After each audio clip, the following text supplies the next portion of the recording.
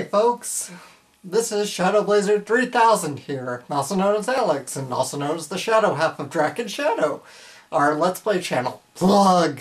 Okay, but I'm here today to begin a bit of a new project for my channel here.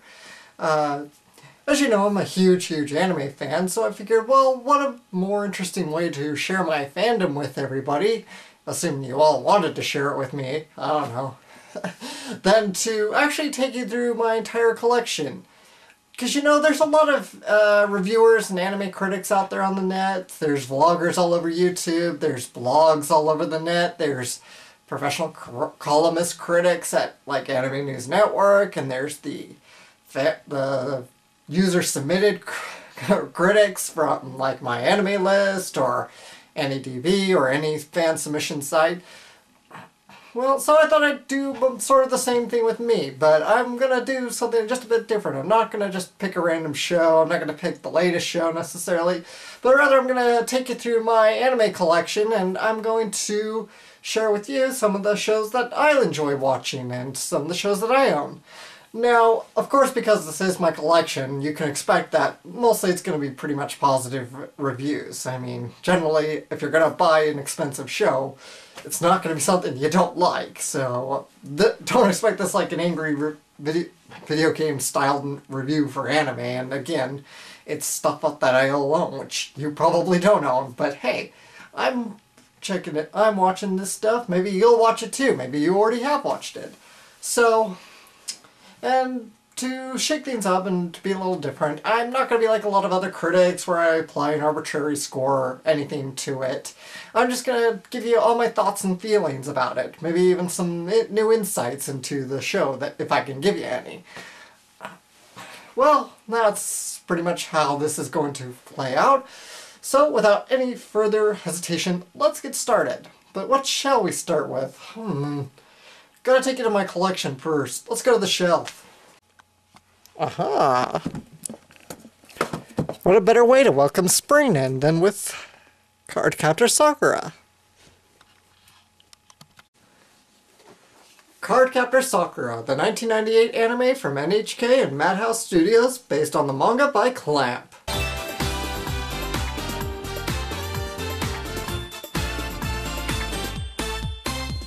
Cardcaptor Sakura is just definitely one of those staple shows of the late 90s, and one big one for the magical girls shows. It goes right up there with Sailor Moon as a big and highly nostalgic classic that fans everywhere still enjoy to this day.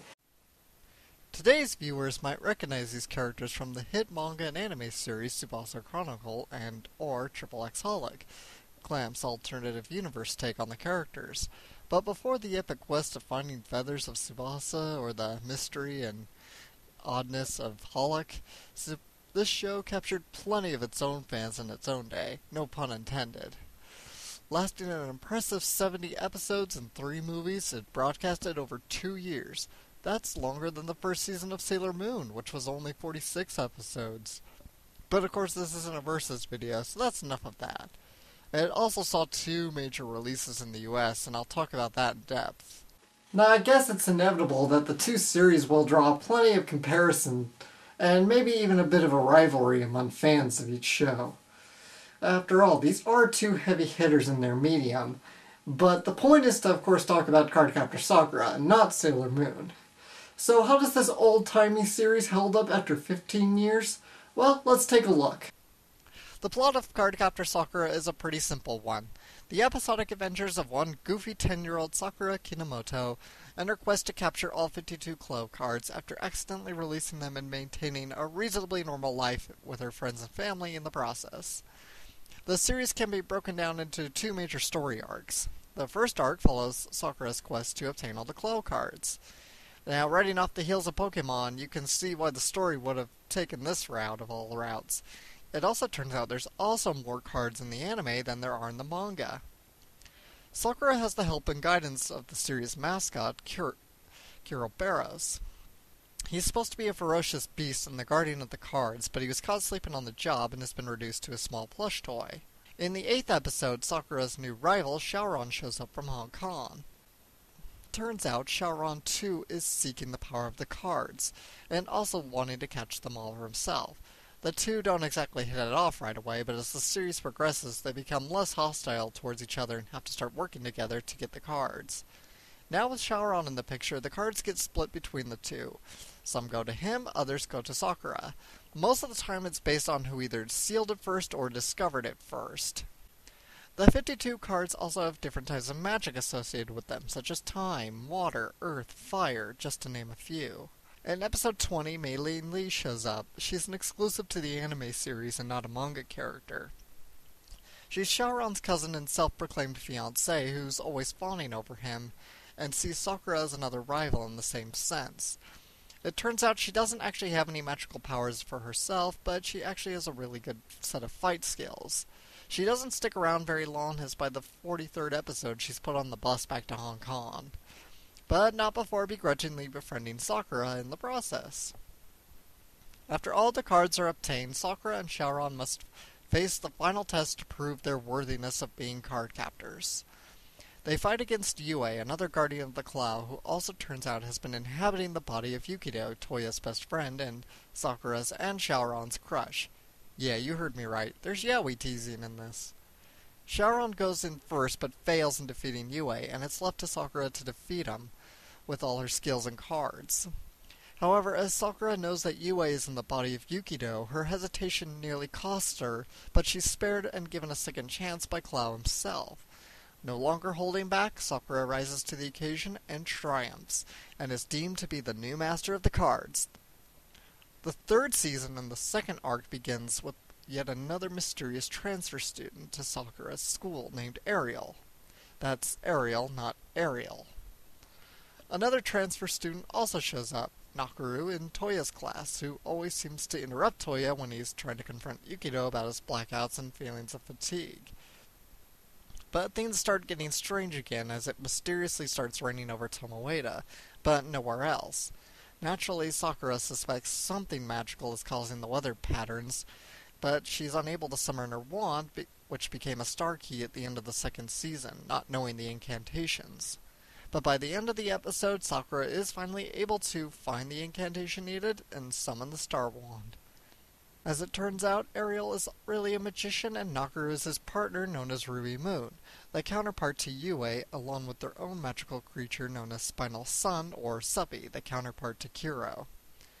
Ariel is the mastermind behind all this magical phenomenon, which pushes Sakura into new territory with her star wand, and forces Sakura into new challenges. The third season is a little like the first, only with all the cards captured now, Sakura has to convert them to Sakura cards, which gives them new shade of pink. In the dub, they were called star cards. The end of the third season comes with a two-parter. Ariel reveals himself to Sakura as being a reincarnation of Cloud himself, and to get Sakura to change the remaining 8 Cloud cards to Sakura cards, he covers the world in darkness and putting everyone to sleep. If Sakura is unable to transform the remaining cards in the world will remain that way forever. It's not stated, but it is implied that Sakura herself would remain awake in the dark void forever. Sakura finds herself able to transform 6 of the 8 cards, but is unable to transform the light and dark cards due to their fierce loyalty to Cloud and her lack of power. To help her, Yue and Kuro fuse themselves into a new staff, and I gotta say, that staff is pretty badass, and gives Sakura the power she needs to complete the task. With all the cards now under Sakura's control, she's able to break Ariel's spell, lift the veil of darkness. The episode concludes with Shaoran confessing his love to Sakura. In the second part, Shaoran drops a major bombshell as he plans to return to Hong Kong, and leaves a parting gift with Sakura, a teddy bear. Aww. Sakura is unable to confess her own feelings, but accepts the gift anyway. After Shaoran leaves, her tears form a new blank card. Damn, what a fine way to end the series. It's sweet, tender, simple all at the same time. A climactic battle and a true final test of Sakura's final abilities. Now I guess I can't talk about Cardcaptor Sakura without talking about its other most famous thing it's known for. Its dub. If we capture every one of those cards, For Sakura Avalon, life was all boys and schoolwork. Does everyone know what their assignments are? But an ancient book hidden in the basement has changed everything. You gotta expect things when you least expect them. When the cloud book opened, the world felt its fury. Now, Sakura and her friends must defeat the cloud cards one by one before they destroy the world.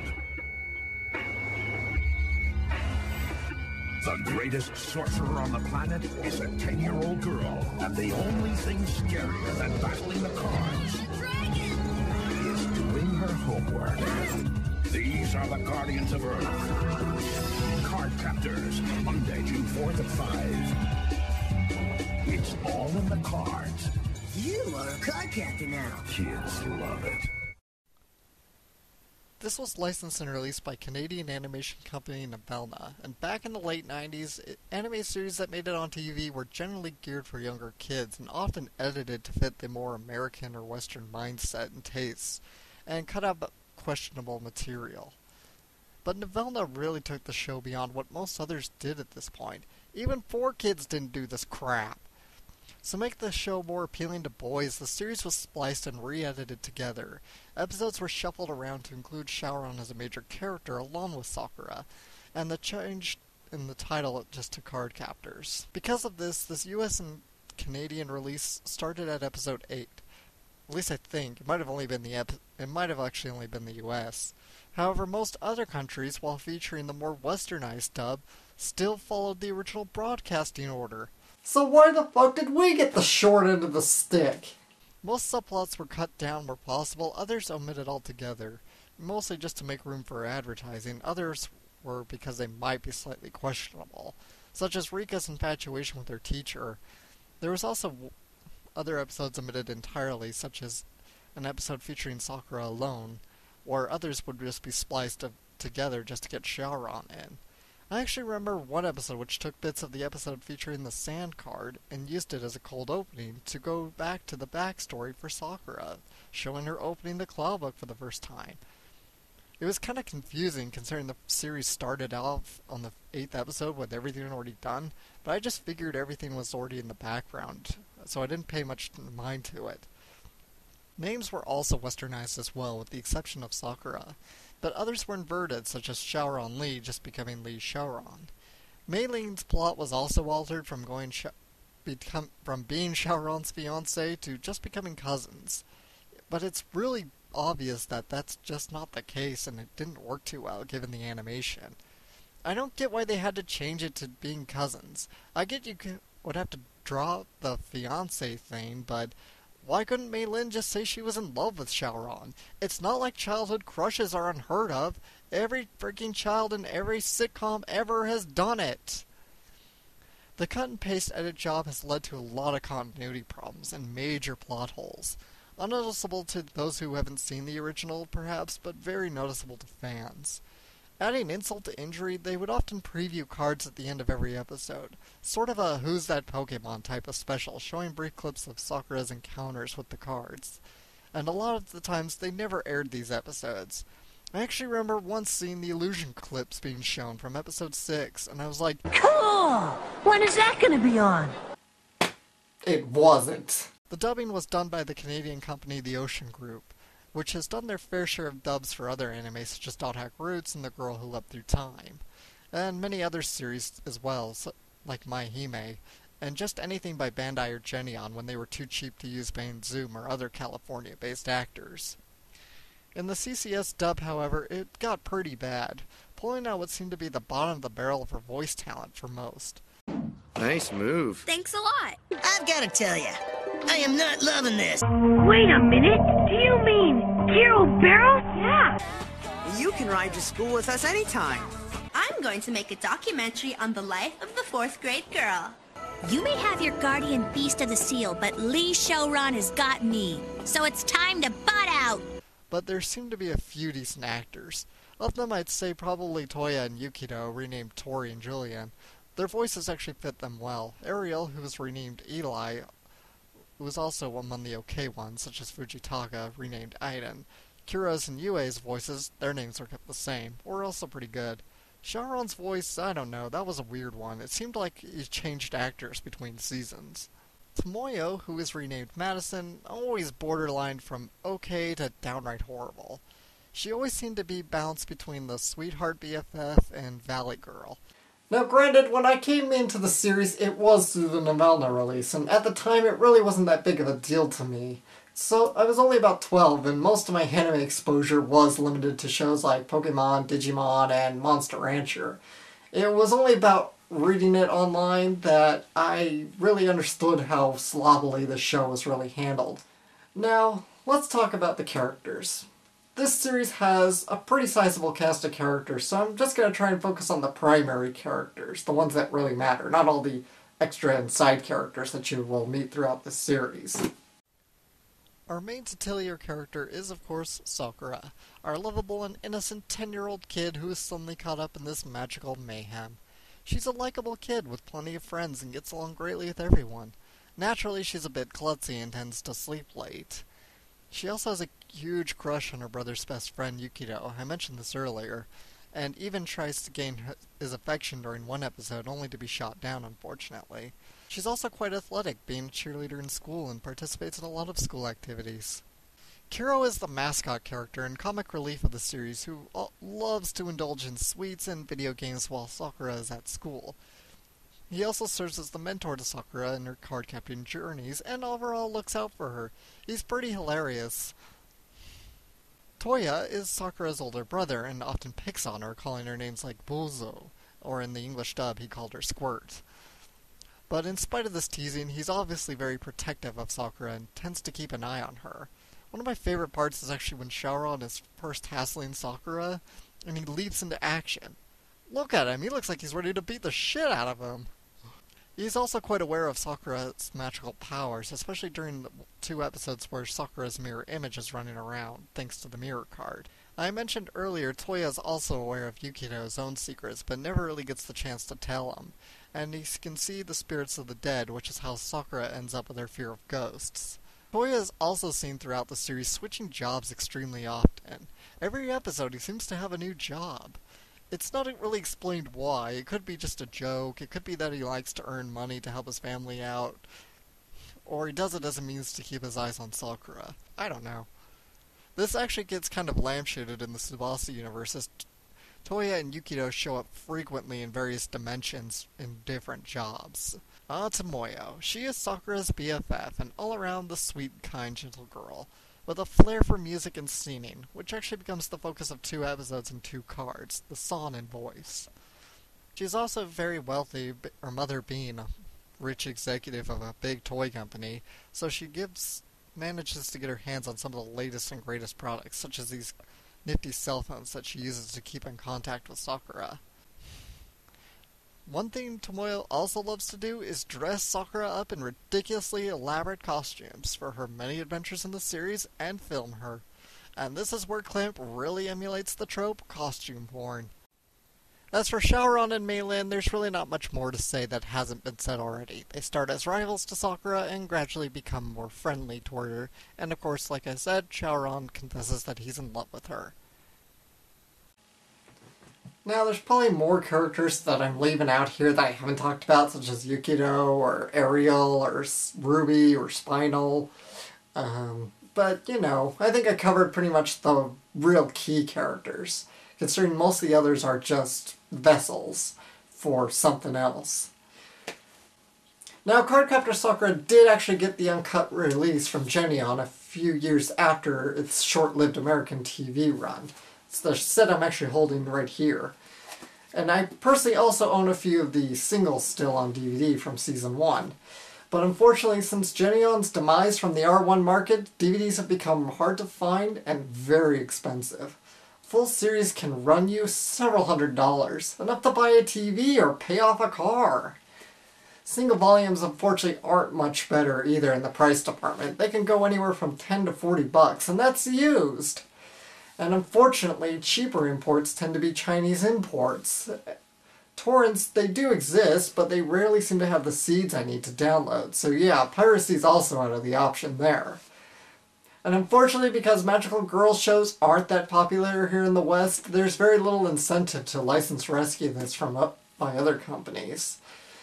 But maybe with the smash success of Puella Magia Magica Magica, as well as the hits that were Tsubasa Chronicle and Triple X Holic, and hey, even some retro shows have been gotten re-released lately, maybe this show stands a chance once again.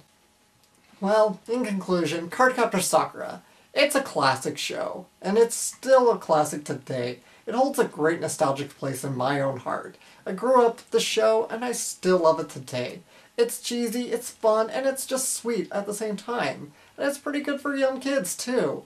I know there are some sort of taboo themes, but Clamp never takes it over the line. There's nothing grotesque or gratuitous about anything. Everything's pretty gentle. Most of the slightly more adult references would probably go over the heads of most children anyway. I would still highly recommend this series. Unfortunately, it's just so very difficult to find, and like I mentioned, it's extremely expensive to buy. I can still only hope one day, maybe one day, that the show will get, once again, a licensed rescue from another company.